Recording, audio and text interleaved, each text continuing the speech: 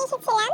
তো ওখান থেকে ওরা হচ্ছে একটা খাবার দিয়েছিল, যেটা আটার মতো, বাট এটা আটা না, কি ছিল আমি জানি না, ওটা হচ্ছে ছোট বাচ্চাদের খাওয়ায়।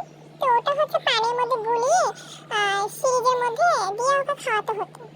তো তারপরে এভাবে হচ্ছে ও ওভাবে খেতে চায় না, আমরা ওকে খাওয়াতে পারতাম না ওভাবে করে, যার ফলে ওর খিদেটা থেকে যেত। এজন্য যখন আরেকটু বড় হলো, প্রথম প্রথম কয়েকদিন খাওয়াইছি, তারপরে হচ্ছে যখন ওর বয়স 15 থেকে 20 দিনের এরকম হচ্ছে, ওই সময় আমরা ওকে ঘাসের যে ফুলগুলো আছে, তারপরে সরিষা, চালের যে খুদ, এটা আমরা ওকে খাওয়াইছিলাম। মানে এইভাবে করে দেখতে পাচ্ছেন, যেভাবে আমরা এইভাবে রাখে দিতাম, ও কিন্তু নিজে নিজে খেতে পারতো। তারপর যখন আরেকটু বড় হলো, এখন মেবি ওর হচ্ছে 25-27 দিন এরকম চলতেছে।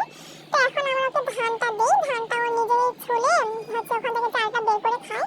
বাট পানিটা এখন ও পটের মধ্যে খেতে পারে না, দেখতে পাচ্ছেন আমি ওকে সিরিজের মাধ্যমে কিন্তু পানিটা খাওয়াচ্ছি, ওইভাবেই খায়।